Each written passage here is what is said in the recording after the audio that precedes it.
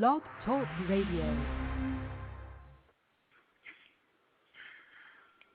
Greetings. This is just doing a special short version of the cows. Wanted to speak with Mr. Neely Fuller Jr. about homosexual activity. I was able to speak with him privately last week, and he shared some really interesting thoughts, and I wanted him to share that with you all briefly. I didn't want to take up too much of his time. Mr. Fuller, when I spoke with you, you said that white people tend to think of non-white people as boys and girls, and you tied that into how that relates to homosexual behavior. Could you share that with our audience so they can get a really clear picture of what you're saying? Well, there is a system of white supremacy in place, which just means just mistreatment and domination and use of people in a royalist manner based on color. That's basically what it is. That's what racism is. It's just a variation of of royalism, but it's based on color rather than on other things like lineage and who your father was and what your name was. 1,000 years ago, and certain sets of traditions, et cetera, et cetera, et cetera.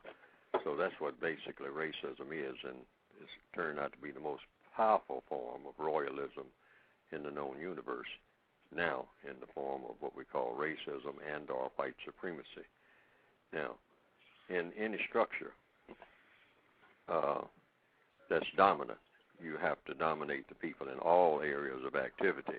If you don't dominate them in all areas of activity, then other areas of activity will slip away from the domination factor. And you have 9 areas, according to what I have written, that would just about cover most things. I think that's adequate enough.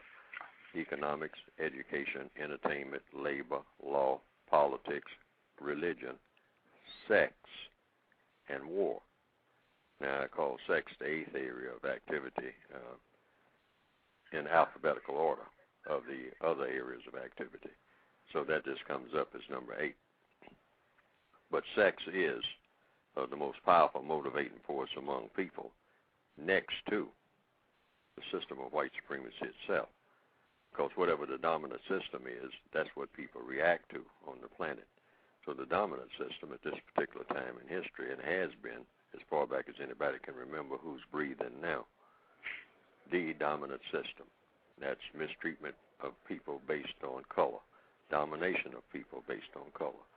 So the sexual aspect is the second most powerful motivating force rather than the first under this system, since the racist factor is the dominant motivating force among people, and sexual motivations are the second.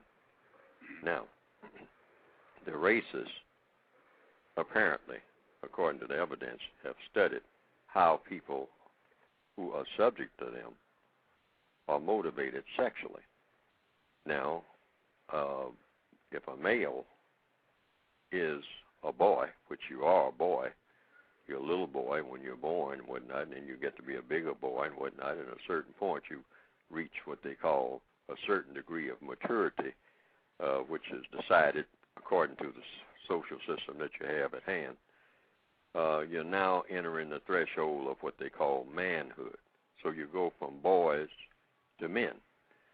Females go from girls to women, and that's the normal process in most societies. So what the racists did was look at that and said, well, you when you have a system of racism, you only have one man and one woman category, and that would be the masters themselves.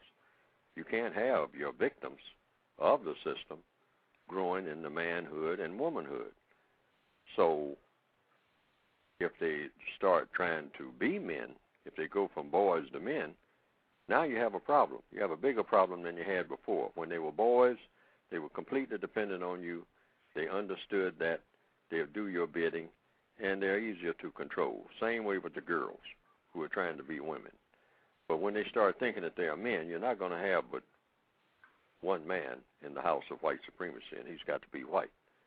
And you're not going to have but one woman, and she has to be white.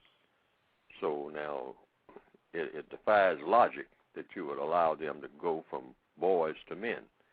So if you're not going to allow them to go from boys to men, what will you allow them to do? Because they are constantly growing, they are constantly getting smarter, and they have a natural tendency to want to break away from boyhood and to become men.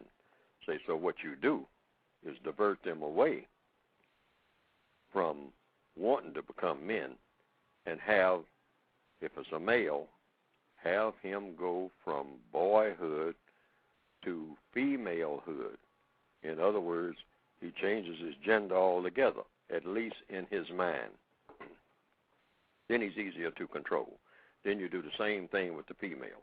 Take the black female, and rather than allow her to go the normal progression of things, steer her in the direction away from becoming a woman and in the direction of becoming a male. In other words, she will switch genders in her mind.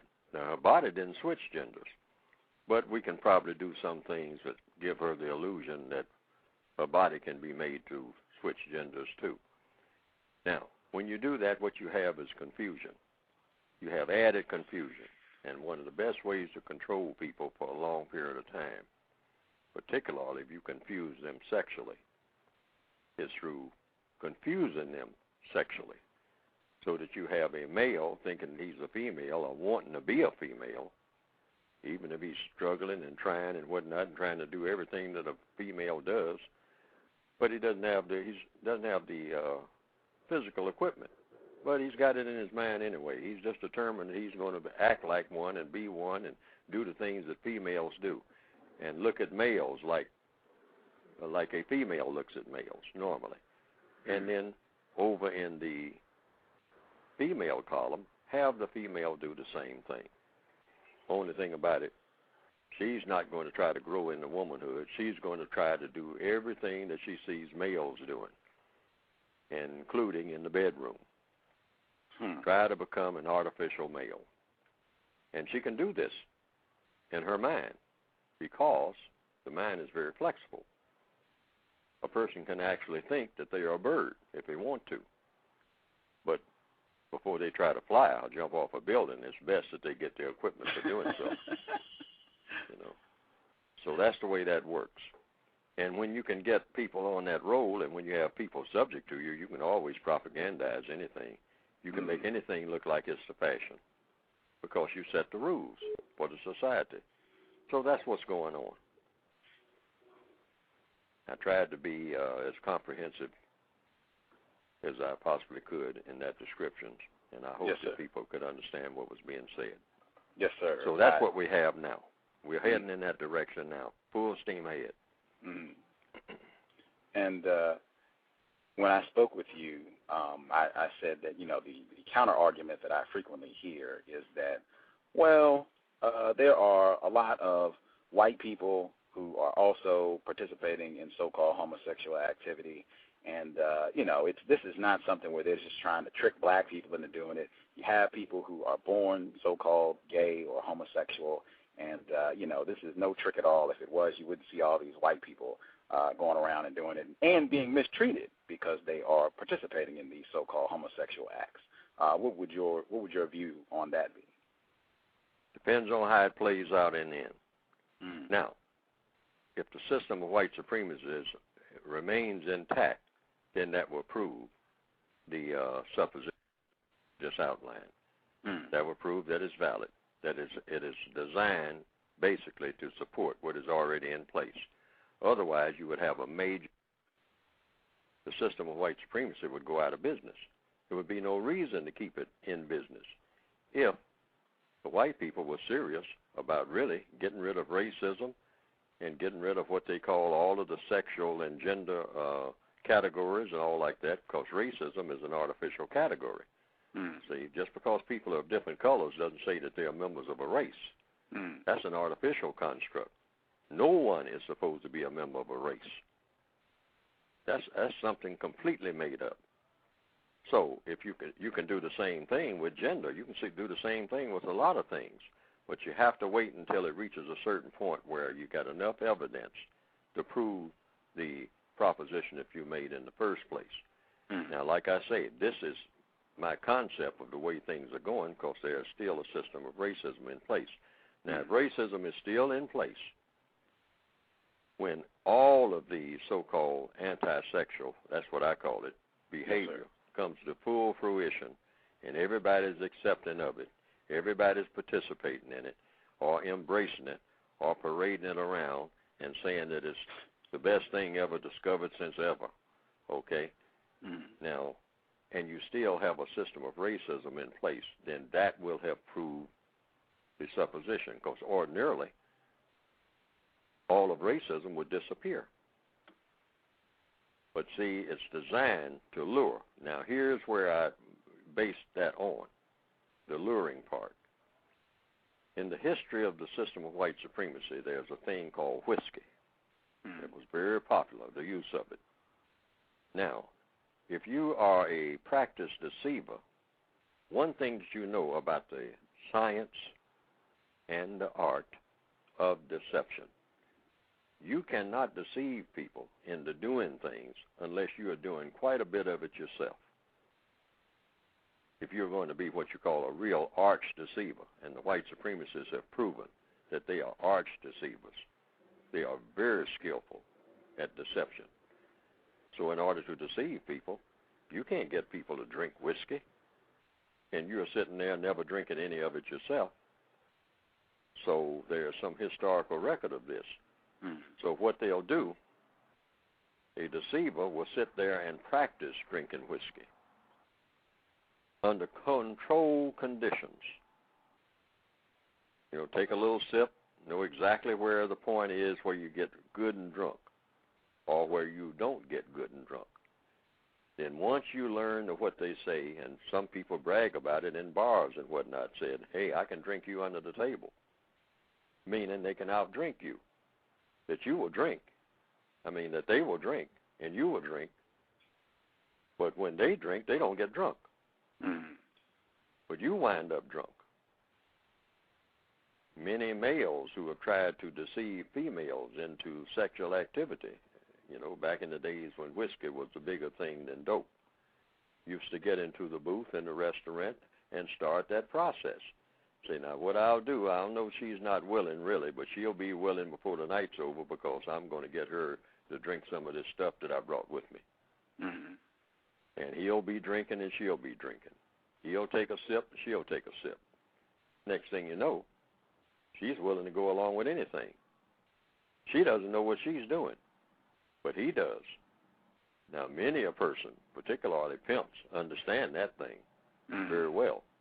Now, it's the same way with whiskey as it was used, according to the record of white supremacists themselves, in dealing with people who are called Indians. Sit down, Chief. We're going to have a Thanksgiving Day. We're going to give thanks for all of the wonderful things that have been done for both me and you by our Maker, by the great spirits. And, in fact, I brought some spirits with me. It's in a bottle. You never had anything like this before, but you will want it after you get it. It's called firewater. It's full of spirits. It'll give you spirit like you have never had before, Chief. And the chief said, well, what's wrong with just pure water from the river, from the great streams of our lands? Say, oh, yeah, but you never had nothing like this. This is something we made in a factory. It's got water in it. No mistake about that. But we got a little alcohol and a few other stuff, little other stuff that I've added here. It'll pep you up, give you another perspective on looking at the mountains altogether. Might be good stuff. So he gives it to the chief. And at the same time now, the chief is a little suspicious. So he's drinking right along with the chief. So that means everything must be okay. So he's drinking, I'm drinking. Next thing you know, the chief is under the table. Chief's not used to it. And then the white supremacist, while he's drunk, or when he begins to come out of the stupor, says, okay, Chief, I got some paper here I want you to sign. I'm going to give you $22 for Manhattan. Now, when the chief really gets sober, see, now he's angry. He wants to go on the warpath. but he's already signed everything away. And what was the instrument for doing it? Deception through an act of using whiskey. Now, the whiskey, that's working all over the world, and they're starting to do it in South Africa, in Thailand, and other places and whatnot, is sex and anti-sex. Oh, you don't need to be a female all the time. After all, females have to go through a lot of agony. Wouldn't you like to be like your brother? Well, I don't have the equipment of my brother. Oh, well, you can pretend that you have it. I got some stuff I can sell you in the store. Strap-ons, you name it. And you just get it in your head that you should be a male. Because males can get things done. They got privileges that females don't have. And you say, well, I don't particularly, the lady says, I don't particularly want to be a male and all like that. Well, there's something, have you tried it? You don't know it. Don't knock it if you ain't tried it. And knowing black people, particularly in this area of the world, we like anything that looks like it's bordering on something new because we're so tired of everything that ain't new. And they won't know we'll go for it. We'll pioneer, we'll lead the parade, which is what they try to get us to do. Now, you can't get a decent place to stay. You can't get a decent job. But if you want to lead the gay parade and you're black, they will reserve a spot for you. If you don't believe it, try it. That's what I mean by evidence of what I'm talking about. The record shows this. And they start with who? The youngest. Okay, always work with them in the choir and churches and whatnot. And they do it through the most intelligent of black people. They don't start with the fellow sitting there with the wine bottle in front of the liquor store who's 40 years old. Because he's a black male. That's why he's drinking. He's been disallowed to ever be a man, and he knows he'll never be one. He'll always be a boy. And that is tearing him up inside. That's why he left his wife, left his children, and all like that. I mean, he gave up on everything and started drinking. That's why he's sitting on the curb out there. Because he's still struggling to be a man, and he will fight people right there in that parking lot about his manhood. So you can't hardly get to him, even when he's drunk. You say, oh, man, get away from me. Don't be feeling on me. I got this big-hip woman out here, this big-leg woman out here, if I want to do something like that, that's who I'm going to get with. I don't want you. Get your old rough, dirty hands off of me, Man, I like women, I'm a man, I'm a man. Look at me. I'm a man, I don't want no man. Even when I was in the joint, I didn't want one. See, that's the way he'll talk. He's 40 years old, okay? But what do? They go around and get the teachers and the guys who are going into the ministry, and that's where they spread that gospel among black intellectuals. Because the street dude, see, he's still struggling. I mean, he ain't going to never make it because you can't be a man under the system of white supremacy. You got to remain a boy or turn into a female. By turning into a female, I mean having the kind of ideas about the opposite sex that a female has, but you're a male. But you got the same idea about a male as your sister has. You're trying to outdo her. You're trying to take your sister's boyfriend. That's the way the white supremacists want it. My co-host, I believe is here. She is a non-white female, and she is 10 years old, but she has been studying your work, and she understands that there is a system of racism, white supremacy. I was hoping she could ask some questions as well. Are you there, Justice? Hello? Yep, we can hear you. Okay. Did you? Sorry about the misunderstanding. No did problem. you? Okay. Do you have some questions you would like to ask Mr. Fuller? Not at this moment. Okay. I will, Well, she can think about what I said. See, here again, codification is about not taking Neely Fuller's word for anything. Mm-hmm. In fact, you're not supposed to. You're supposed to just walk around and take a look. See, just don't jump into things. Just walk around and take a look and see if it doesn't start adding up. Because that's what I do. I don't jump to a conclusion and then go around trying to bombard people with the conclusion I jump to. Mm-hmm. I just go around and see if there's evidence of what I think might be happening. Mm-hmm. In fact, I challenge, you might say, if you want to use that term, I say questioning, it's not a challenge. If I have a concept, I'll go around and question the concept that I have before I even reveal it. And see, well, something is going on. Now, why is this happening? Why here? Why now? How come it wasn't happening, 60 years ago? Mm-hmm. Why is it happening now? And why is it happening involving black people on this scale? Mm-hmm. See what I mean?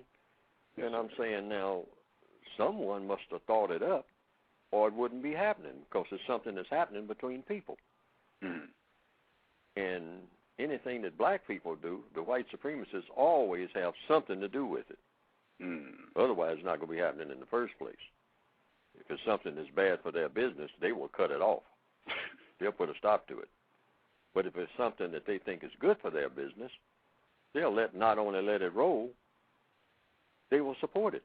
Mm-hmm. Now, I've heard white supremacists argue about white people engaging in what we call homosexuality or gayism or lesbianism and whatnot. And that's another thing, even the terms don't add up. Because I've even asked the questions, which is what you do in any kind of research. Why are gay people called gay? Nobody answers that. Is it named after a person, Mr., Frank Joshua J. Gay or what, who started it, or who promoted it, who had an organization by that name and it was named after him? I can see that.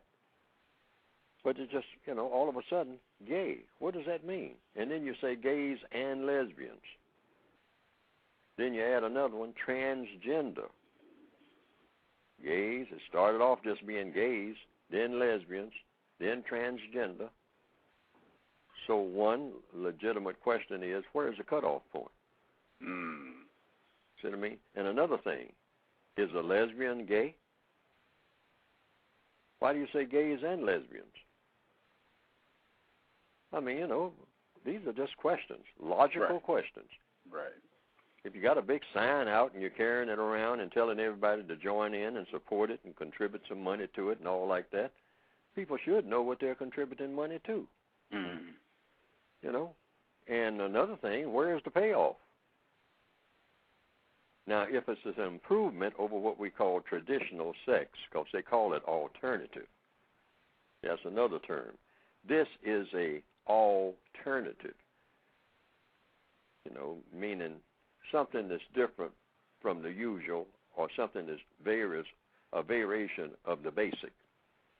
Well, then you ask several questions there. Well, is there anything incorrect about the basic?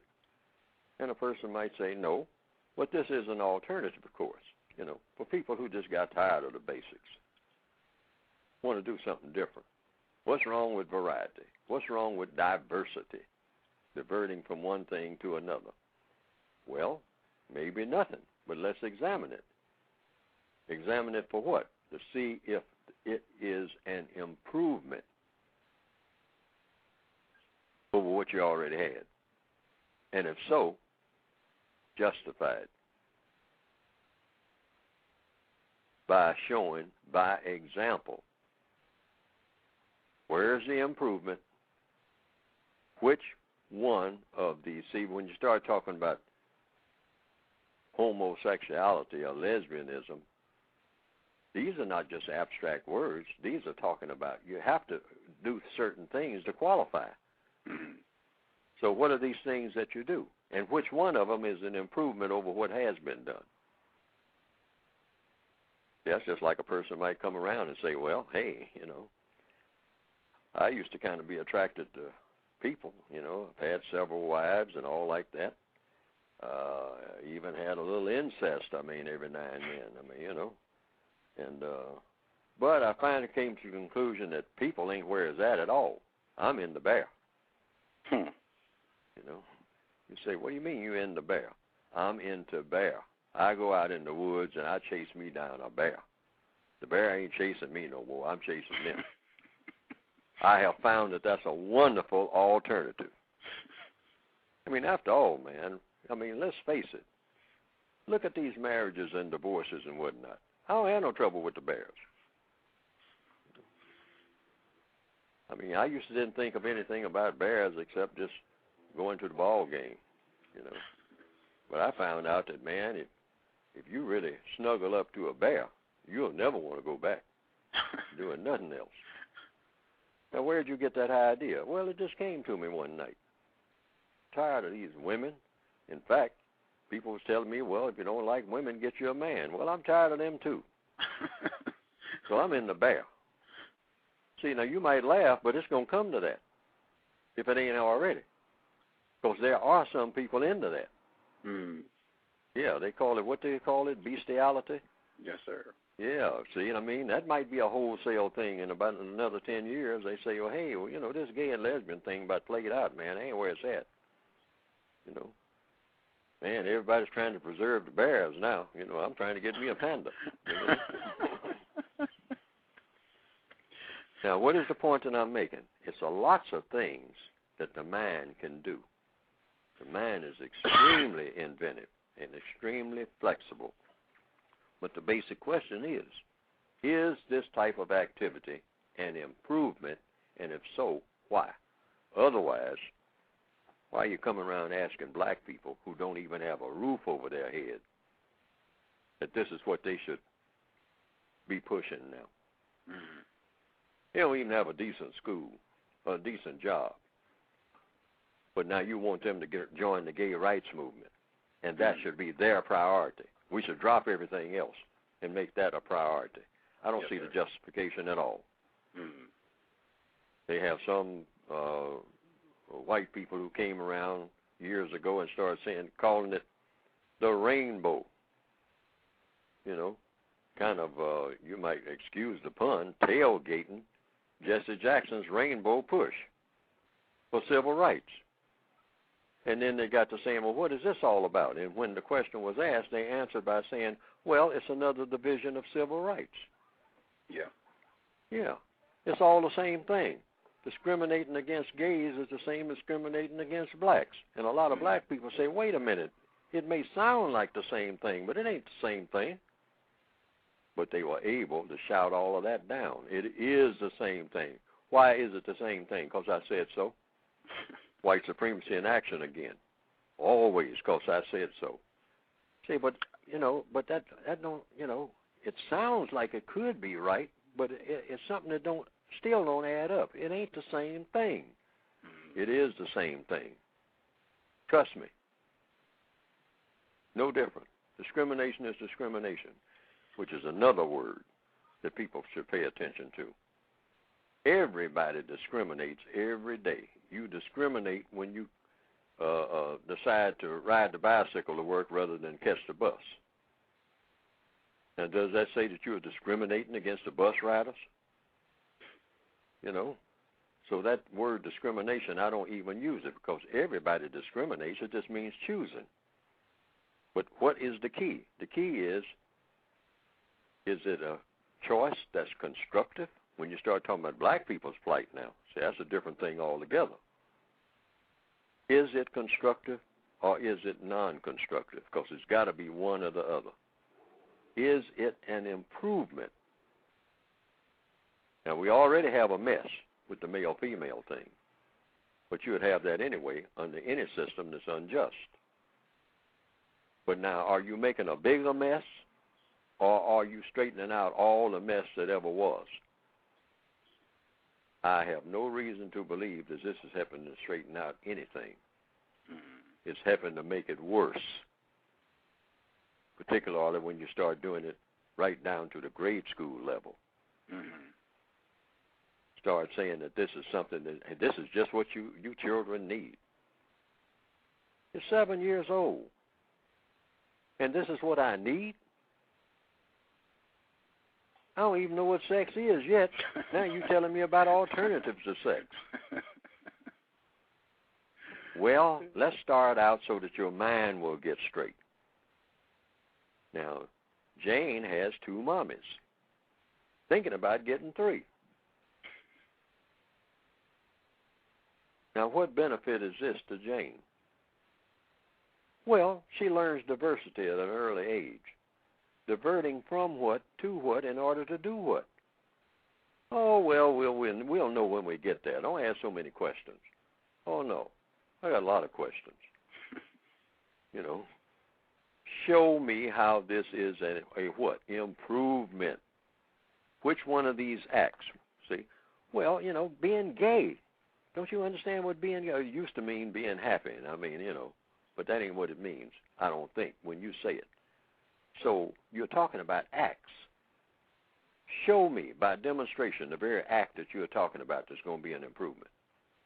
And then show me, tell me in words how this is a great improvement.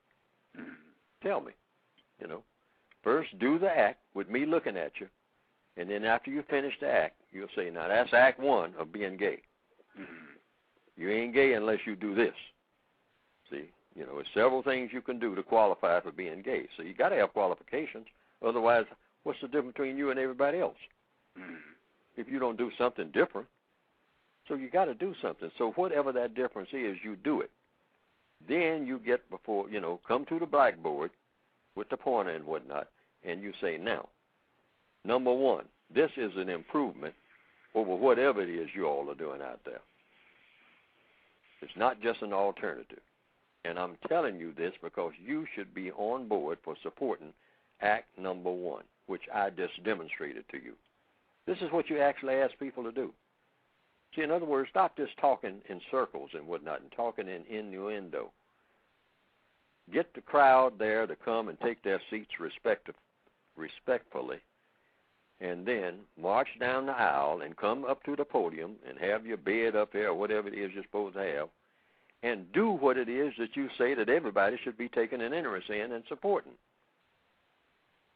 And then as you do it, you can turn around and face the crowd every now and then. Just take a little break. Say, now, you saw what we just did. Now, this is an improvement over what has been because of, and then enumerate the improvements and ask for questions and answers. Because if I'm in the audience, I'm going to say, now, how is that an improvement? I just saw what you did from start to finish. I sat here and watched it for 15 minutes until you completed it. Didn't say a word. Now, I want you to tell me how that's an improvement over what? I think that what I'll hear is silence. But I don't know. See, because they never get that far. They just go around and say, support us. And if you don't support us, oh, you're some kind of demon. You're some kind of anti-something. No, just explain what you're doing. I mean, like the chief. I don't know about that fire water. You know, how is that going to improve me? How is that going to be an improvement over water? Say, well, didn't you get a little buzz when you? Yeah, I got the little buzz and all like that. But is it an improvement? Say, well, didn't the mountains look like you saw 2 of them instead of 1? Wouldn't you like to have an extra mountain? Well, an extra mountain might help, but that's not really what I was looking at. I thought I was. Well, Chief, that's what whiskey does. It makes you drunk. Well, is being drunk an improvement over being sober? Well, if you work at it, see how they talk? And they do the same thing with sex. Again, No, Mr. Yes, I'm sir. sorry. Yeah, Right. I was going to see if Justice, if she had any questions she would like to ask Mr. Fuller. Okay.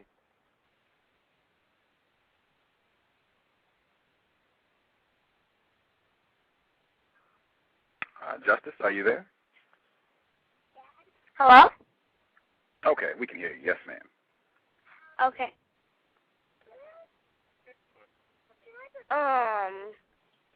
I don't have any questions right now. Oh, okay. Well, that's why I'm saying, see, if they don't have any questions, there's no problem there.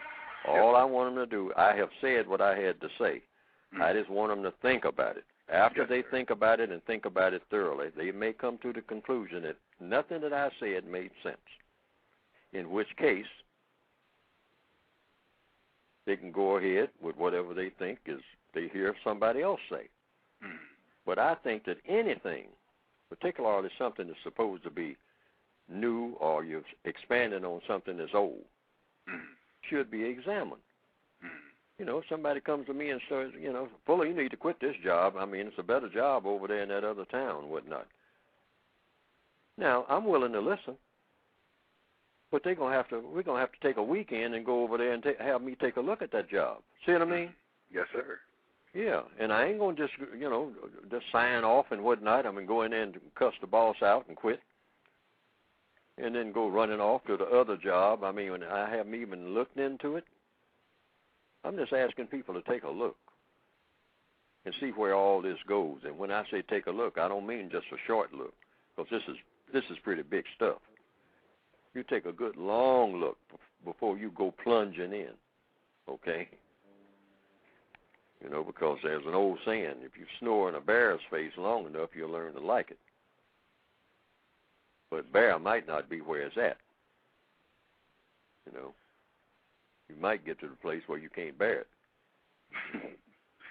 but it'll be too late, because now you're hooked, just like the chief got hooked on that whiskey. Ask any Indian about whiskey, and ask is whiskey a friend to the Indian? But when they first got it, it looked like it was a friend. He no longer felt the cold. I laid out in the snow all night last night, Maybe the white man got it right. I didn't feel nothing. I woke up with a smile on my face, and I wanted some more, It destroyed him. This thing that the white supremacists are doing with sexuality and bringing it to black people, beware. I agree wholeheartedly. I especially started paying attention to that when I was seeing so many different black so-called stars, black people who have a lot of money, are well known. Oh yeah, those are the ones you get first. Yeah, and then have them finance what you're doing to them. Yes, sir. I have noted the white people who allege to be against racism, white supremacy, so-called anti-racist. A lot of them, they will talk about what they call white privilege, and then with that, they will talk about people who are not gay, that they're also privileged, and that you have mistreatment of people because they are a person of color, and then you have mistreatment of people who do not engage in heterosexual behavior. And how do you feel that plays into the system of white supremacy? Well, for one thing, they'll take antidotes. That's one thing they'll always do. You can always find an antidote. In other words, an example. Some black person who is so-called gay or homosexual, lesbian, whatever it is, gets beat up, maybe gets killed. Okay? Many people get killed every day for something or another. But the way you looked at me, so I'm going to kill you. People get killed about that. Okay? So you can always find an example. But what they'll do, they'll just sit back and wait for someone to pick out somebody who's homosexual and beat them up because they are homosexual, okay? Well, basically, these are people that go around and beat up people, period. They don't need much excuse. They're just looking for somebody to beat up. All right? See, so that's not unusual. But here's how shrewd the so-called white supremacist arm of the gay rights movement is. They know that's going to happen. And then when it does happen, they'll say, see,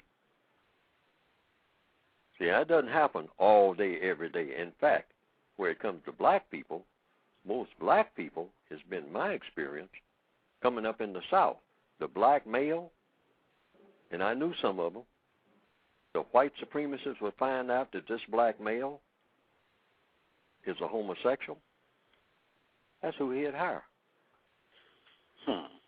The black male who is looking at females, when he comes over there to get hired at the white hotel, no, we don't want you around here. Absolutely not. But we'll take this black male here who likes for people to take him into the men's room, other males, we'll put him behind the desk, you know, and give him a promotion and everything. And other white people will come in there and say, what is that Negro doing behind that desk and whatnot? I thought this was a white hotel and whatnot. Yeah, but check him out. He's no danger. He's a plaything. He's all fun and games because he doesn't want to be a man. So you've got no threat, ever, to him. He's no problem. And I have seen that over and over again.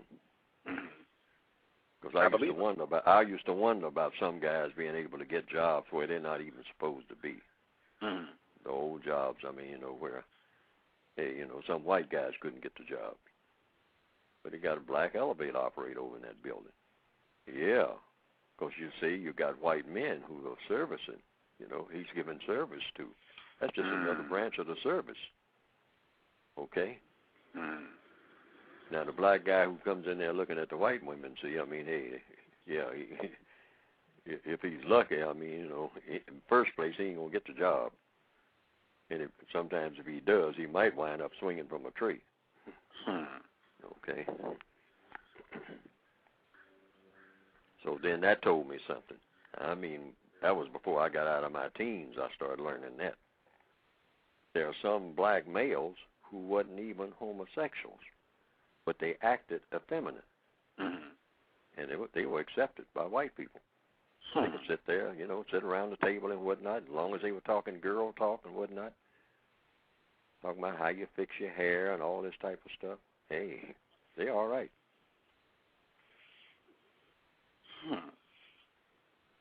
And you can notice that today. Yes, sir. Yeah.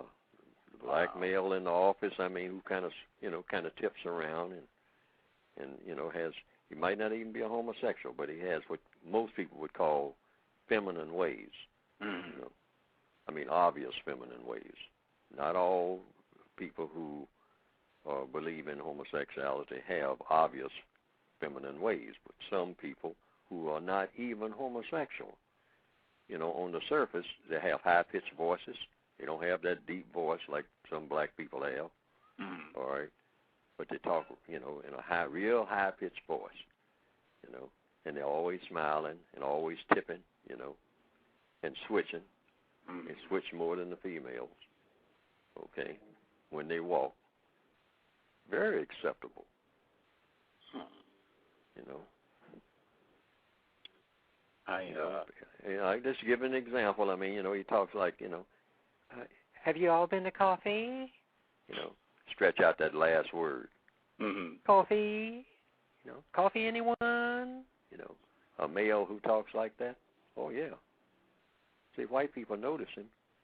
They pay attention to him. They know he's black. They see he's black. Hey, but hey, you know, he's okay. He ain't no danger. He's a little cutesy plaything. Definitely not a man. Right. He ain't trying to be no man, so he ain't no threat to nothing. You know, he's no danger to the system of white supremacy. That's the bottom line. Back in the ancient days, what they used to do to make sure, they'd make eunuchs out of them, meaning they'd castrate them. Then they'd dress them up in a big gold suit, put a big turban on their head, and they'd stand them outside of what they call the harem, or the concubine room of whoever the ruler was. And he was the guard. See, they'd let him mingle with the girls in there all the time. I mean, he'd be the only male in there. I mean, what had been a male, but he's castrated.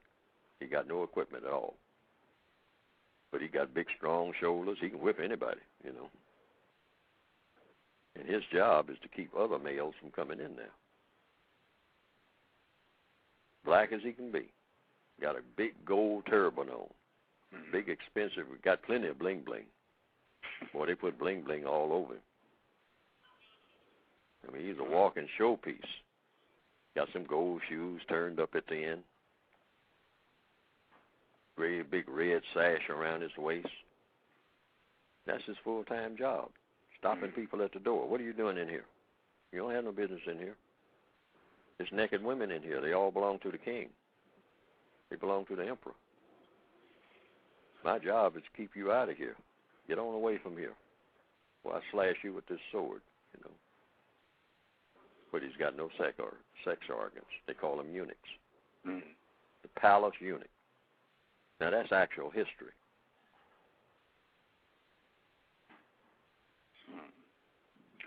I wanted to ask you, excuse me, we're going to have a white person come on the program later today. She's a professor at the University of Southern California. She wrote a book on white supremacy. It's called What Blood Won't Tell. And she basically, she analyzes how the white people who practice racism, how they have changed the rules about who gets to be a white person, and even what rules they're going by, that they've changed those. And one of the things that she highlights is that to be a white person, you are expected to be informed about racism. You are expected to know the rules of how you are supposed to function as it relates to other white people and non-white people, that is just expected of you. You cannot be ignorant of those rules. I had heard you say that white people, you cannot be ignorant about racism. And if you are, you will get in trouble with other white people. Could you share your view on that?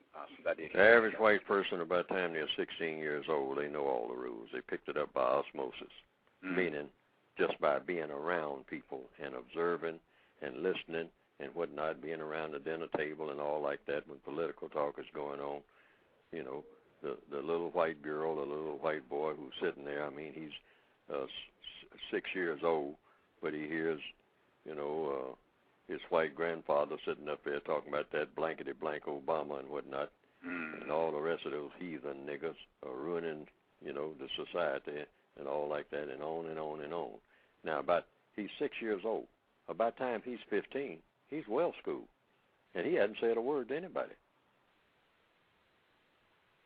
He's, you know, by the time he gets ready to go to school, he knows the fundamentals, and by the time he gets to about the 8th or 9th grade, he's got it just about pat. Now, every now and then he'll make some mistakes. You know, he'll choose a white buddy or something a black buddy or something like that. I mean, he'll be on the football team and all like that. But for the most part, he knows the rules. He knows where the line is. And he's not supposed to cross it, because when he does, he'll be crossing his grandfather, who's still sitting on that porch rocking back and forth. You know. Now, boy, you know better than that. It's okay, you be nice and kind to the people. Don't call them names and all like that. But after all, don't forget, you're a white man now. You got to remember that. That means something. I didn't go all the way through the wars and all like that fighting for you to wind up being like them. It's all right for you to be around them and do a little laughing and talking and all like that, but you're a different species altogether, and don't you forget it. How do you think that we got all that we got? By being like them? Look at them. Look at them. Drive through where they live. Look at the way they act. Do you think that's an improvement? You know? And so, you know, they stand there and look, and then they go out and check it out. And they say, no, you know, I'd rather, hey, there's something to being white. You get a lot of things out of being white that you won't get if you're black. For sure. Yeah, see, so they see that. I mean, they ain't blind, you know. Are you in a better position being white, or are you in a better position being black anywhere in the world? And every white person is, you know, a 30-year-old white person, they don't know that. I mean, you know, even if they are blind, they know that much. I mean, a blind white person. Doesn't even know what a black person looks like. If somebody's told him he's white, he knows what that means. That's a much better position. Mm-hmm. You know, because he's listening. He got ears. For sure. Yeah. Yeah, we had one person that called in. I want to see if they had any questions. Before I do, I want to check Justice. Do you have any questions you would like to ask Mr. Fuller?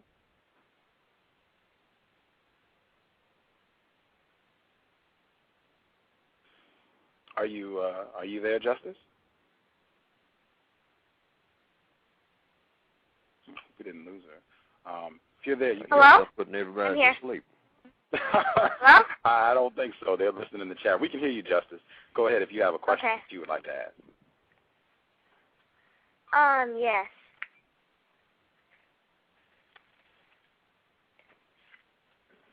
How can the system of white supremacy be stopped?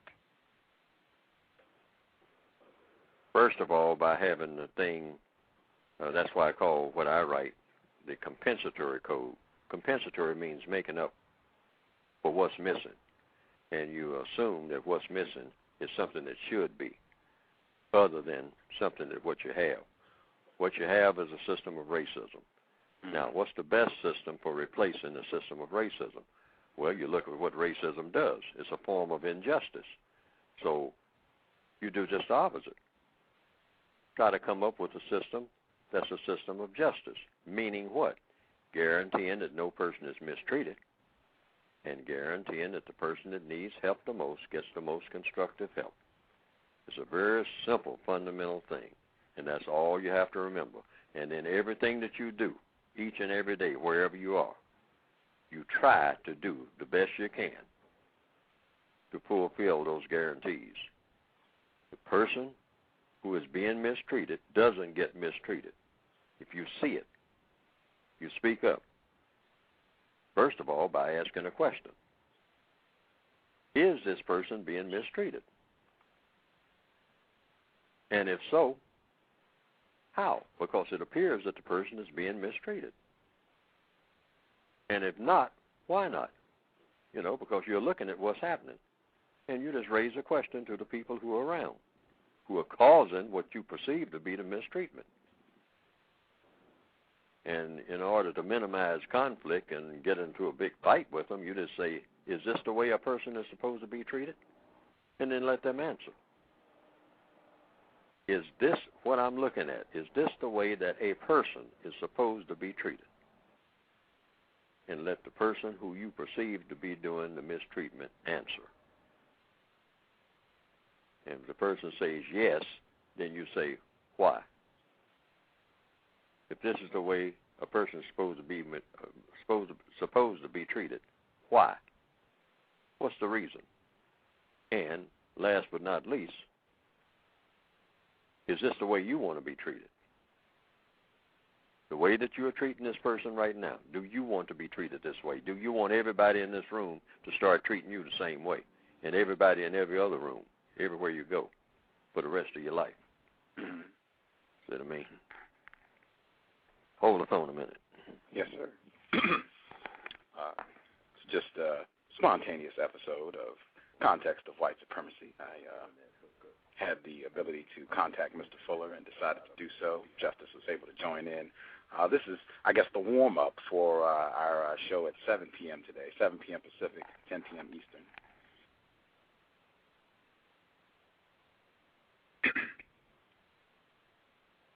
Are you with us again, Mr. Fuller? Oh, I guess he's still gone, yeah. This is the warm-up show for our now, show the other today. part of that, Justice, hello, I broke into your conversation. Go right ahead, sir. So the other part of that is you have to guarantee that the person that needs help the most gets the most constructive help. That's the compensatory definition. Hello? Yes, sir. Can you hear me? Yes, sir. That's the compensatory definition for justice, which loosely means balance between people. People are out of balance all over this planet, 24/7. Why? Mostly because of mistreatment, and the biggest form of mistreatment is racism, because there's more conflict between white and non-white than any other type of conflicts including so-called religious conflicts, that there are. This is why racism is so deadly. It's the major form of conflict. It's the one that most people do the most hand-wringing about. Just like the lady asked, what do you do about it? That's what people have been asking ever since it began. Because it seems to be so complicated. People who have a lot of brain power haven't figured out, how do you handle this? Where do you start? What's the best way to go about doing something about it? I mean, the brainiest people in the world who have been sincere have approached it and walked away throwing up both hands. That means if a person really wants to be a superstar on this planet, figure out what to do about racism. I mean, some person who really wants, they pride themselves on what you call solving problems. You know, there are some people who walk around and say, hey, hand me a problem. I can solve any problem there is because I know how to work on problems. Hand them the race problem. And see, in about maybe 6 months, they'll probably walk away talking to themselves.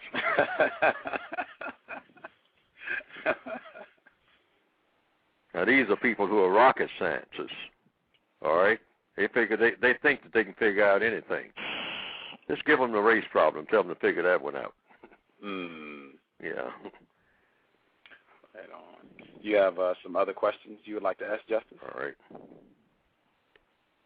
Yes. Go right ahead. How does the system of white supremacy harm non-white people directly and indirectly? I didn't hear the question. Hello? How did what? Hello. How did what? I can hear you, but okay. How does the system? Well, maybe I didn't understand the question. Go ahead. Say it again. How does the system of white supremacy harm non-white people directly and indirectly? Did you understand the question? Yes, sir. I believe she said, how does the system of white supremacy harm non-white people directly and indirectly? Oh, in every area of activity, because it's harmful. Now, it's one thing about the system of white supremacy. It's very efficient when it comes to producing things. It's the most productive system ever thought of in the history of recorded history for getting things done. You want to get things done, you can definitely adopt the system of white supremacy when it comes to handling material things. You can get a lot done through the system of white supremacy. You can get it done swiftly and efficiently. But that being the fact, the other part of it is it's also designed in the process of getting things done, it's deliberately designed to destroy millions of people in the process. But you accomplish a lot. But it's a lot of dead people on the factory floor when you finish. And that's how it harms non-white people. They come under that onslaught. Now, a lot of non-white people, well, not a lot, but a few compared to the number that's dead on the factory floor. A few benefit. Just like in any slave system, which is basically what it is. The system of racism is just a form of slavery. That's all it is, based on color.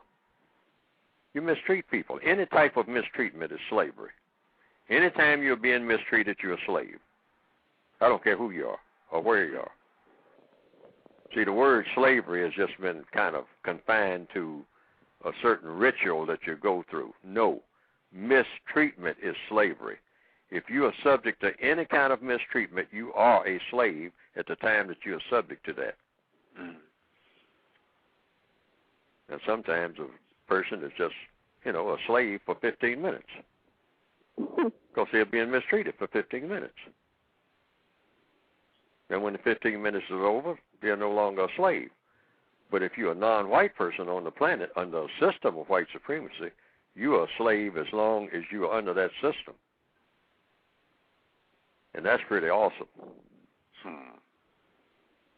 So if a white person is being mistreated by another white person for, for 24 hours, it means that that white person was a slave for 24 hours.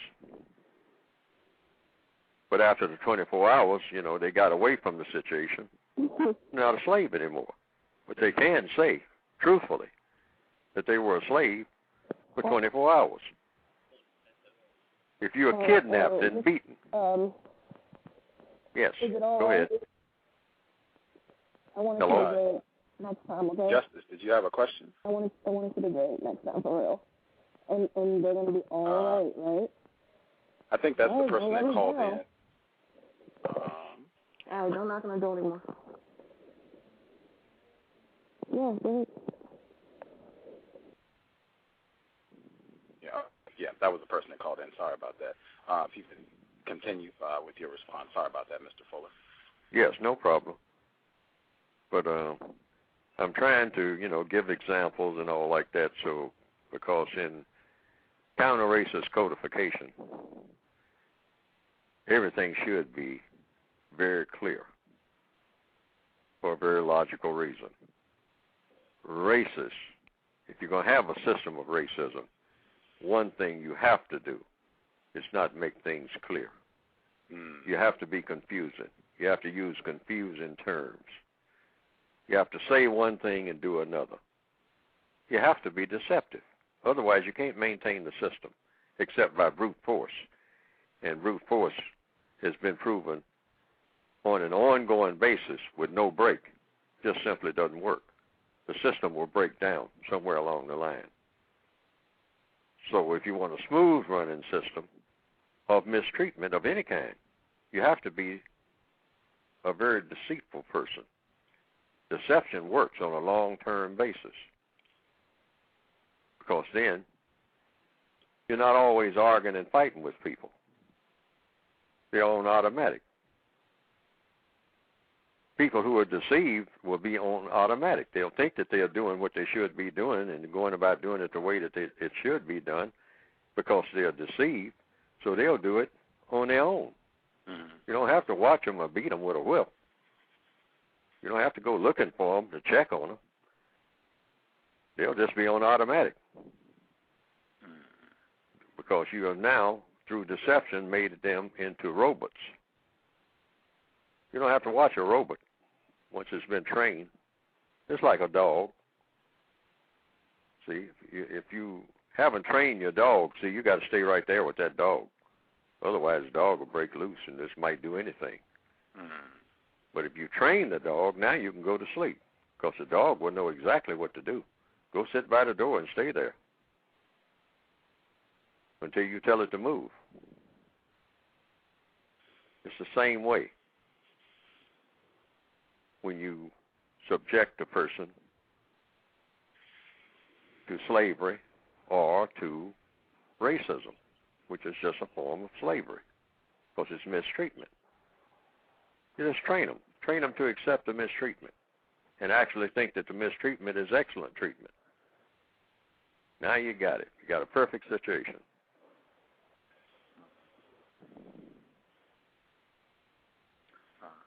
Justice, do you have some more questions you would like to ask? Not at this moment, thank you. Okay. There's one person who called in. Caller, your line is showing up as 111. Did you have a question you would like to ask Mr. Fuller? Yes, I apologize for earlier.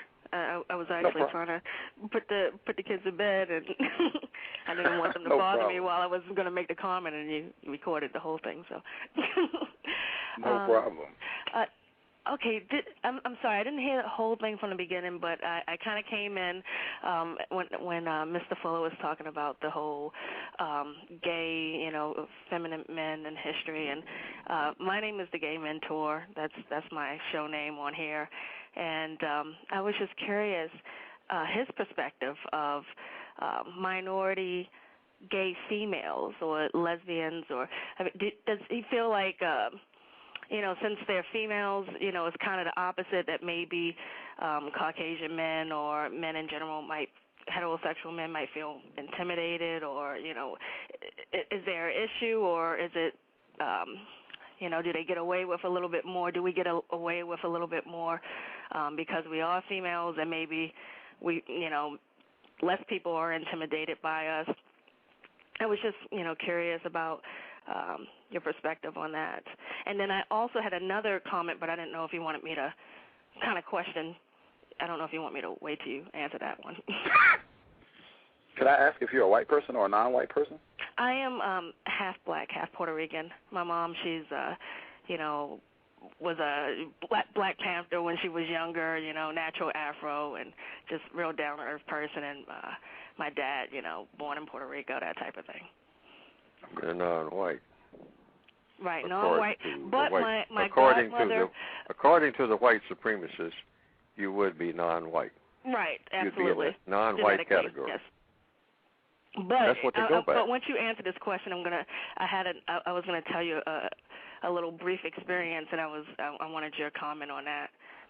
All right. You have a brief experience of what kind?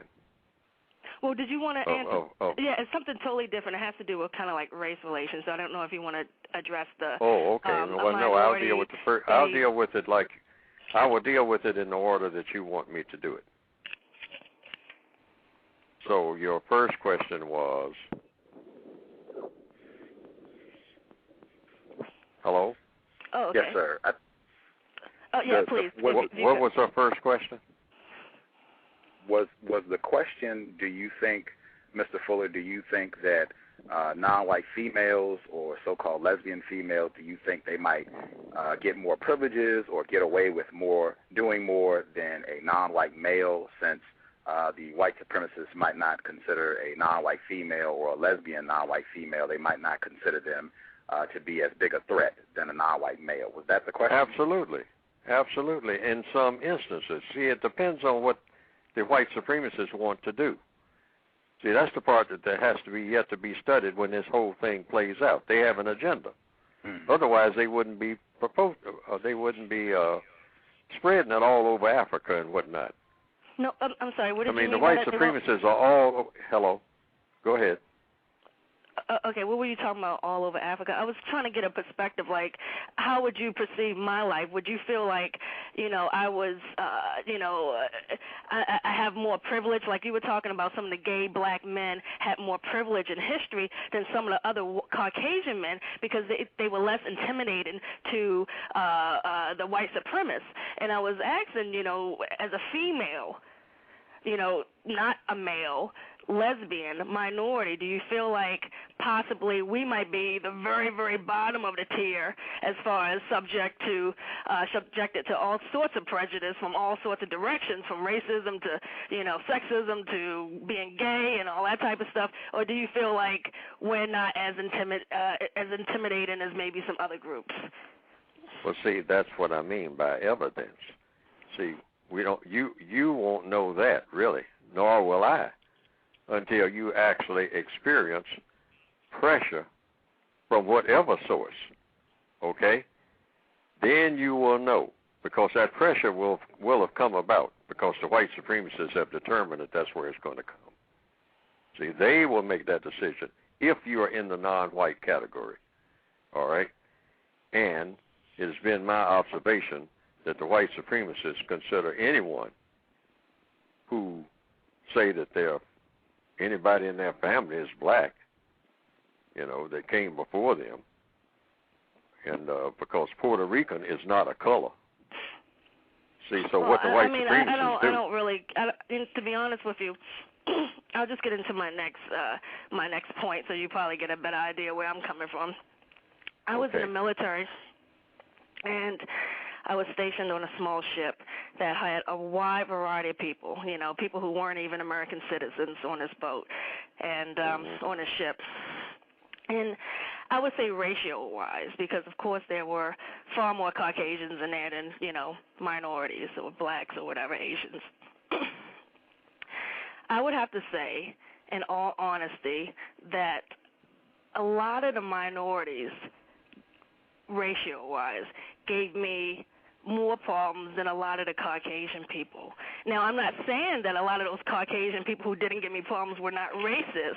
You know, I can't label certain people, but what I'm saying is, wouldn't it be just wiser in life just to judge people as individuals, see how they treat you, and then you decide based off of their actions what type of person this person is, because you never know. I mean, there might be white people. I know there are. I'm sure racism will probably exist as long as I'm alive. But I believe there are white people who generally want to help other non-white people. I'm not saying depend on them. I'm just saying be aware of, you know, whatever your environment is and the type of people you're dealing with. Yes, that's exactly what I'm talking about. What you are describing right now, like the ship that you were on and all like that, that's exactly the way that the white supremacists want it. Because what you were describing is confusion. I'm not going to disagree with that. Huh? I'm not going to disagree with that. You said you do disagree with that? I will not disagree with that. Oh, okay. Well, now, what you were looking at on that ship, because a ship is an excellent place. See, they experiment on ships. Oh, listen, you know, I'm not going to disagree with that either. You should listen to one of my shows. Yes, see, I mean, a ship is a laboratory for experiment. The slave ships themselves were laboratories of experimentation. So by the time they got to land, they had already worked out how a lot of things are going to work, because they had a captive audience. They had a captive clientele. It's something about being isolated on the water. Okay, but okay, and then I'll get to a general. I mean, your ideas are very interesting, and honestly, when you were talking about the whole gay men and certain positions, I didn't live during that time, but that sounds very interesting. But ultimately, despite all the horrific experiences I had while in the military, right now I am benefiting from that experience, and I don't feel like I'm experiencing racism through that system. But I feel like it's because I spent a lot of time doing a lot of research, and I don't know if it's true that I'm doing 10 times more than a white person next to me, but I know I spend a lot of time looking out for me.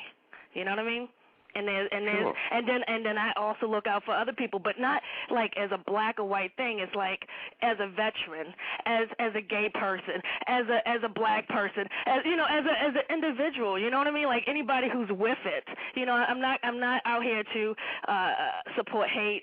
You know, when I joined the military, I didn't join the military because I wanted to bomb other countries. I mean, I was one of those people that were looking for benefits at a young age, and I got it. You know, I got it. And, sure. And so, you know what I mean? But, and listen, I did experience racism and sexism and more than that there, okay? And I'm not denying that. And I'm not saying that, and I do, like you said, experiment. Yes, I felt that way. I felt like the shit was like a small world experiment, you know what I mean? Like just everybody put in that little boat of experimenting on society. But Now, hold it right there. Hold it right there. If you could perceive that at a subliminal level, at 18 through 22, yes. That's what I'm saying. The white supremacists didn't discover this. The white supremacists set it up because that's what they were doing. They are experimenting to see what people will. They have done this as far back as the beginning of racism. But they know what kind of setups they can have where they can steer people into thinking whichever way they want people to think. They are masters at this. These are not things that happen by accident. That's what I'm saying. They know that under certain conditions, a ghetto, for instance, or a shanty town, or a ship, that you can do certain things. And then you can watch people in all types of environment. And you can actually steer them in such a way they don't even know they're being steered. No, that's very interesting too. And I do believe that to a certain extent. Yet I don't really think it was. Master psychologist. I don't really nobody think it was. That tops him at it. Well, no, I mean, honestly, through my observation, I didn't think it was necessarily so much.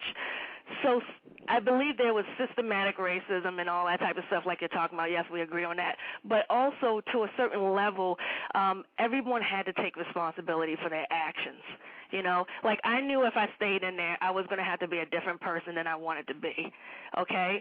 Or it was going to be very difficult for me. Some people can be cool, but it's very difficult for them. But they feel like that's their only option, perhaps. But if everyone takes, because no matter what they did to me, I took responsibility for my action. I did not let them manipulate me. And yes, I had to deal with, you know, instead of being I was big time at one point. Towards the end, when they realized I was really getting out, I was very serious about what I felt about the military. Because a lot of people in the Navy, they're like, fuck this, fuck that. And that's all of them. But they stay in, and that's not just black people. I mean, a lot of black people get out. You know, that's all types of people. So if there's a racism, a systematic system going on, you know, they're all experiencing it to a certain extent. Yes, but I have this question. Yes. At what point in your existence on the planet did you take what you started saying, responsibility, and that you no longer were being manipulated?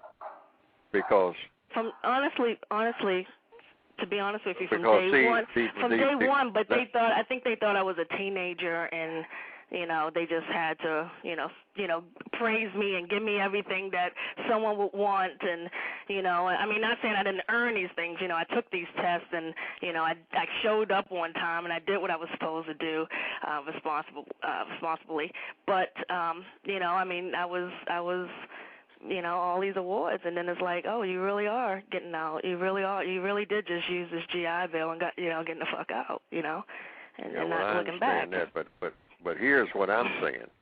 Under the system of racism, because see, it's a world system. But do you understand what I'm telling you too? The black people were the same way. I mean, I was in. I understand this. I want you to listen to me for a minute. I understand all of that. And that's a part of the system. Who are you trying to blame? Are you trying to blame the white people for manipulating the black people to be racist against me? No, I'm telling you. I'm telling you what the perspective of the codification. The white supremacists, like the captain of a ship. Now, you said that you were on a ship. There's one thing that I've always been taught about a ship. Whether it's the Titanic or the Forrestal, the captain is to blame for everything that happens on that ship that doesn't supposed to happen. Now, haven't you been taught that? In the Navy, I think you would definitely be taught that. Well, I didn't need to be taught that. I observed 3 different captains, and I saw how the system worked under different commands. I mean, you know, in the old days, I can observe that myself. I don't need someone to tell me. Okay, well, I'm just saying this. Okay, now. Here's what. Just bear with me for a minute. The entire planet is a ship. And the people who believe in the practice of white supremacy are running the entire ship. Now, that's the premise. Now, that's either true or false. The white people on this planet, not all, but just the white people who believe in white supremacy, they run the planet, period, of all of the business of the people who are classified as non-white. And those people conduct themselves the way that the people who run the planet wanted them conducted. If I board a ship and all the sailors are drunk, I don't bother with the sailors. Anybody who has ever inspected a ship will tell you this. They don't run up and down the deck trying to collar every sailor on that Forrestal, on that aircraft carrier, and barking at them. No. When they're inspecting that vessel and they find the sailors drunk on that vessel, they go straight to the captain's cabin. Now, the captain of the ship that we call the planet is run by people who believe in and who practice white supremacy. That's the concept. So if you're going to blame someone for anybody, because see, I'm not blaming anyone. That's what I don't understand. The people on the planet are all messed up. No, okay, no, wait a minute. Let me finish. This is my whole thing. This is my thing. Okay. Mr. Fuller. Right. Mr. Fuller, you yes, as an individual, are you happy in your life? Absolutely not. Okay, and see, that's the difference. That's the difference, sir. I am, as some people in this chat room describe me, and I'm sure these people are black. I know they are, in very, not politically correct terms describing my ethnicity, which is unfortunate, and this just proves my point right here. And they think I'm lost, but they're proving my point right here in the chat room. But that's fine. I don't care what you want to call it. Okay. Oh, you're not supposed to if you don't have a problem. No. Sir, let me just finish my point. My point is that despite this racism that exists in society, I'm saying I am happy in my life. And I don't I socialize with anyone. I don't care what race you are, because I know there are good white people. I know there are good black people. I know there are bad people of all different races. And I've always been like that. And it was way before the military. But you say that, well, wait a minute, you say something else, though. You say that you're a female and that you're gay, correct? Yes, I am. Now, which should be another shot against me, right? I should be angry, right? I should be like, oh, my God, I can't have these benefits. And I'm not that way. According to the code, that means that the white supremacists have done their job. All right. Hey, their job works for me. Well, thank you, white supremacists. Yes, that's the very point. And you say that you're. Wait a minute, hold it. And you say that you're happy. I am, and that's the truth. I'm happy. Absolutely, and that fits the old-fashioned description of gay. Now. There you go. Hey, check out my homepage. Yeah, you're gay and you're happy. Wait a minute. Now, let's look at it. That's the very point. The first part of the discussion this evening was just about the effect that the white supremacists want to have on what they consider to be non-white people, and that was my premise in the beginning. Okay, now, I missed the beginning. It's nothing better. It's nothing better than a happy person that the white supremacists have manipulated into being happy. Why does it have to be white supremacists? Why can't it just be fighting for what you believe in? Why does it have to always be race when I'm saying individuals? Well, in other words, is Clarence Thomas, am I supposed to relate to him or something? Wait a minute, say that again. Am I supposed to be able to relate to Clarence Thomas? You want me to repeat myself? Ask the question so that I'll know what the question is. Am I supposed to be able to relate to Clarence Thomas? Relate to him how? You're supposed to be able to relate. Well, people. I mean, if you're listening to what I'm saying in a row, I'm saying, am I supposed to automatically assume that I am to get along or be able to relate to every black person, or assume that every black person is for my best interest? Or should I assume that a black person over a white person is in my best interest just because that person is black? That's what I mean by asking one question at a time and answering that question. Okay. In answer to the first question, no, under this system, the way it's set up, you're not supposed to be able to relate to anybody in a constructive fashion, except the white supremacists when they want you to do it. Okay?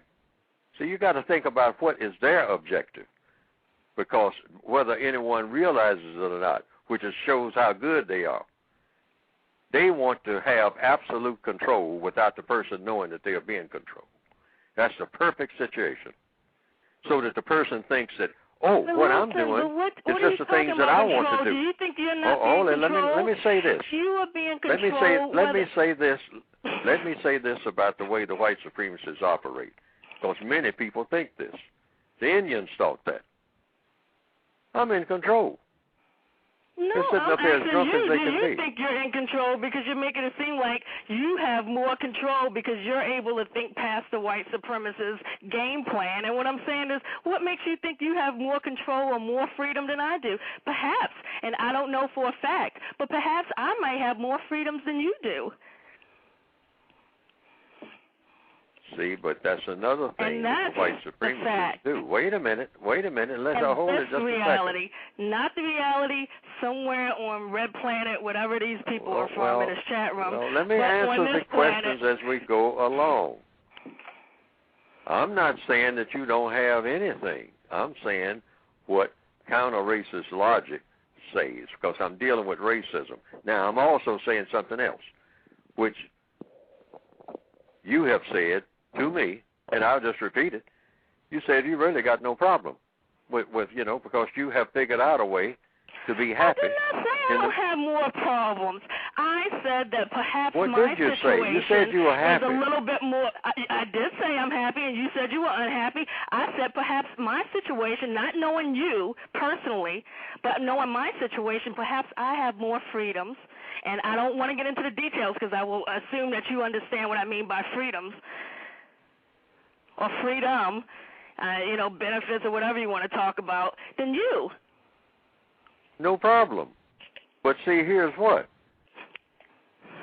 That's exactly what I mean by the system of white supremacy. And one thing I want to definitely make clear. Wait a minute. Right. Hold it. I'm trying to make something. My situation is better than a lot of white people. I know, but you're trying to. How are the white people controlling? Wait a minute. But see, we think. See, there's an anxiety here, and this is exactly what is supposed to be avoided. We are trying to even talk over each other. This is exactly what happens under the system of white supremacy, and neither one of us are white supremacists. That's number one. Absolutely. See, because I know you're not a white supremacist if you're considered to be non-white. Absolutely. All right, because you can't be. That's you got to be white to be a white. That's why I'm trying to make the point to you as a non-white person that's telling you. I know that, but here's what. But see, and you might hold have on a second, ma'am. Hold on a second, ma'am. Thank you. I have to explain something very important as to what's going on right here. The very fact that we have this high-pitched conversation means that the system is working exactly the way they want it. Because, see, now, I talk to white people. It's a white lady that calls me every day or every other day and has been doing it for years. We don't get into this. And you know why?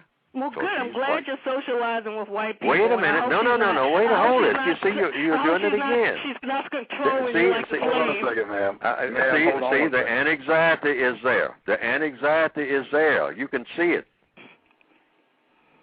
You can't even wait for me to explain something because the anxiety is there. You keep saying certain things that really don't connect. I don't get your point. But you are saying it as if you... And I'm asking you questions because at one point your concept seemed maybe a little unique, but maybe I haven't been paying attention to all the other shows that these people from the chat room are because maybe this...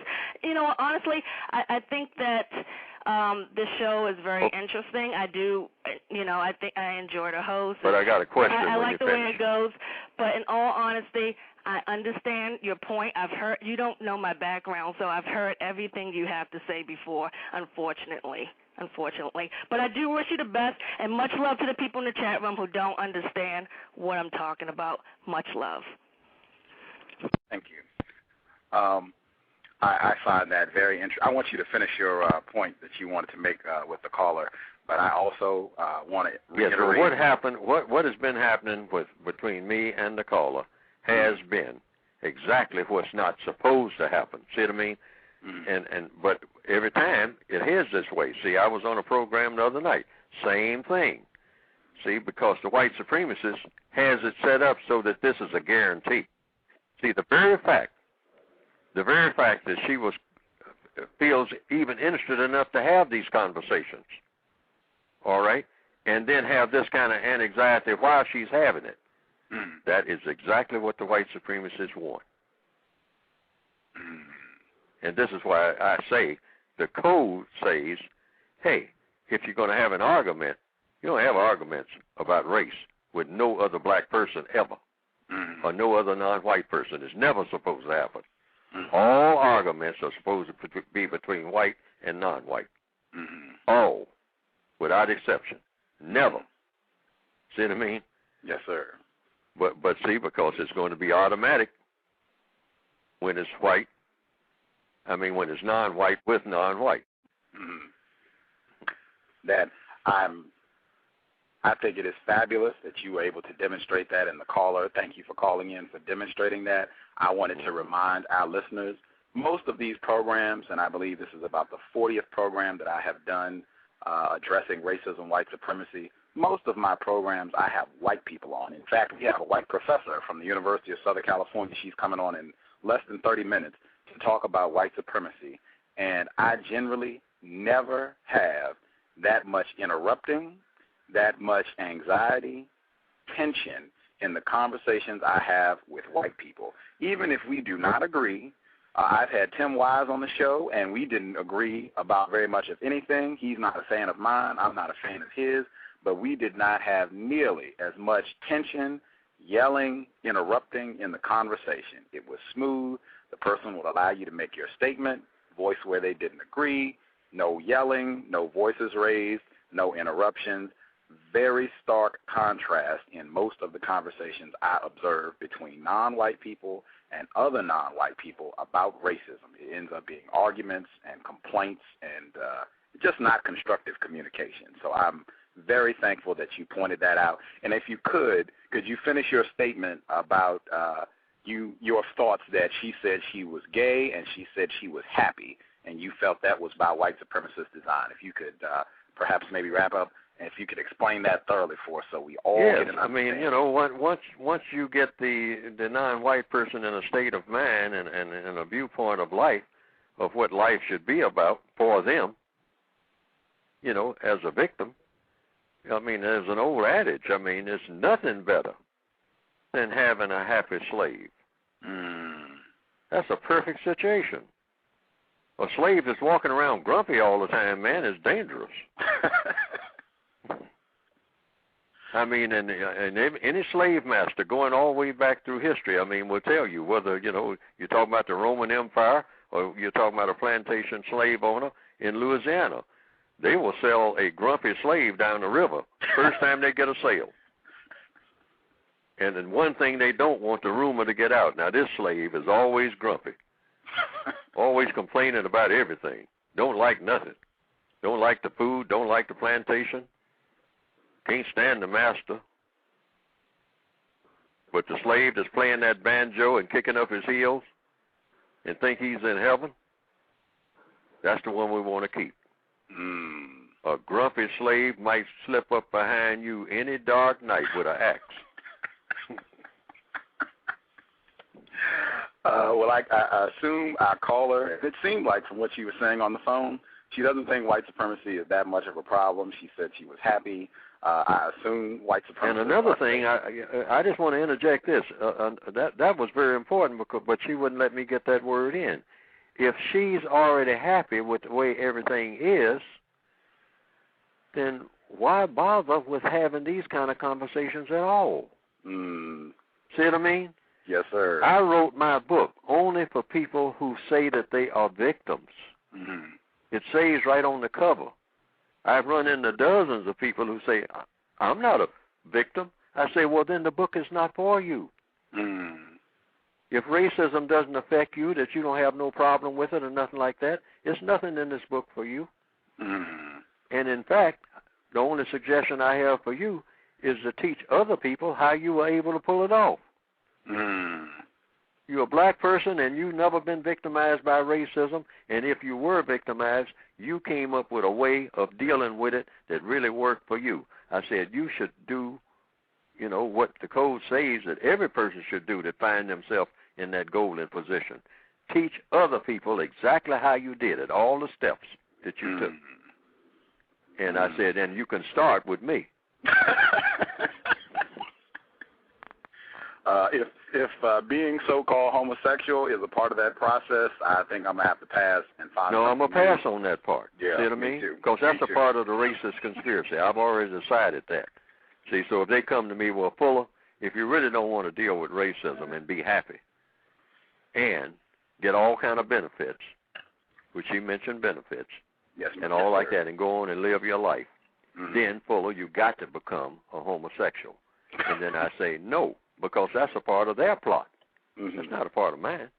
You know, no, I'm not doing that. You know, yeah, I know about the benefits that go with that. I've seen it. But are they really benefits? You know, what does it? And I have this written in some of my notes. What does it matter to gain the whole world and have to give up your gender?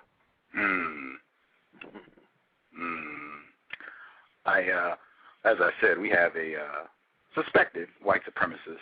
She's going to be coming on the program in about 20 minutes to talk about her book. Her name is Arela Gross. She's a professor at the University of Southern California. Could you please share with our audience how they can get a copy of your book, The United Independent Compensatory Code System Concept? Oh, they can just call me by telephone, and I'll give them the price and send it to them. Okay. You know, price is $15. Okay. And 202-484-5461. I got about 6 copies left, and then I can have to direct them to African World Books over in Baltimore and see if they can get it from them. That's African World Books at 2217 Pennsylvania Avenue. 2217 Pennsylvania Avenue, Baltimore, Maryland. That's temporarily. And the reason for this, I got about 6 books left myself. I'm just about run out.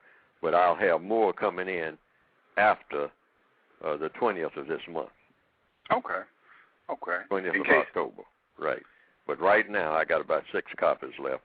So 202-484-5461. That's my phone number, what I'm talking to right now. Outstanding. I also want to let people know his book is linked. If you're listening from Blog Talk Radio, his book, you can click on the picture, and if you try to get it directly from Mr. Fuller, please do that first. If you try to get it from him and he's out, if you're looking for other routes to get the book as soon as possible, I think you can click that picture, and it'll take you to Amazon.com, and you can purchase it there as well. So just click the picture. If you try to call Mr. Fuller, if he's out of those 6, then that's another way you can get it if you want to try and get it as soon as possible. I definitely want to thank you for taking time out of your evening to speak with us. Very constructive. I'm thankful that the caller, she called in because I felt that was a brilliant demonstration of exactly what we talked about. She said she was happy and gay. I am not happy. I am not gay. I am a victim of white supremacy, and if doing so-called homosexual activity, if that's the only option that the racists are willing to present me of how I can be happy, I'm going to have to pass and think of something else. If you'd like to close out with anything, Mr. Fuller, please say anything you'd like to before we get ready to close this program out. Okay, I just want to say that the compensatory code is different in a lot of other approaches. See, I'm not looking for a consensus. I just put out information like I did with everybody before the lady called in. You know, and the book is for victims of racism, people who want to do something about racism. If a person, even if a person doesn't consider themselves a victim, or even if the person does consider him or herself a victim, but they just don't like what I present in my book, they don't have to. It's not dictatorial. It's just a book of suggestions. Because there are no experts on racism except the racists themselves. So I'm just one of the people out here who's trying to come up with formulas for replacing it with a system of justice. And a person can use some of the formulas or not. It's all optional. It's not dictatorial at all. You're not looking for consensus like an organization. The compensatory code is not an organization. It's just a means of trying toward an end. Now, some people say, well, racism doesn't bother them, so it's only for people who racism bothers. That's all that it's for. It's not for people who are not interested. Many people have told me, I have no interest in that. And I read your book, and there's nothing in it that will help me do anything. I don't need it. And I say, well, we don't have any argument there. I'm not looking for an argument. It's only for people who think that they need something or that they can use something that's in it, like an auto mechanics book. Right. You know, if you don't drive a car, you're not interested in cars, you don't own a car, you're not working on cars or nothing like that, why study a book on cars? You know? Yeah, it's as simple as that. You go into a bookstore, you pick up the books that you need. Mm-hmm. If you are not into gardening, growing asparagus, and you never will be, why pick up a book on asparagus? It's just that simple. I feel the exact same way. Justice, did you have a question before we let Mr. Fuller go? No, but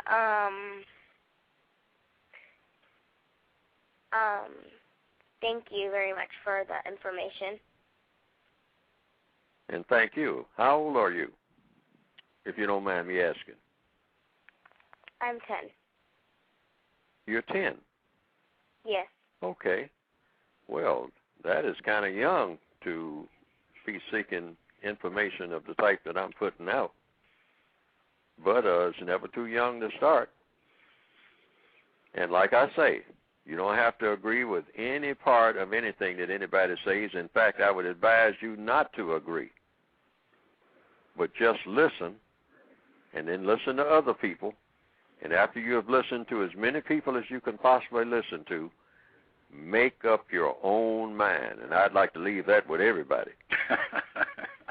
Always don't let anybody, make up your mind for you about serious issues. Because for a very logical reason, people make too many mistakes. Always follow logic. The logic that you get from listening to everybody, and then out of everything that's said, try to find out what the truth is and what's the best way to go.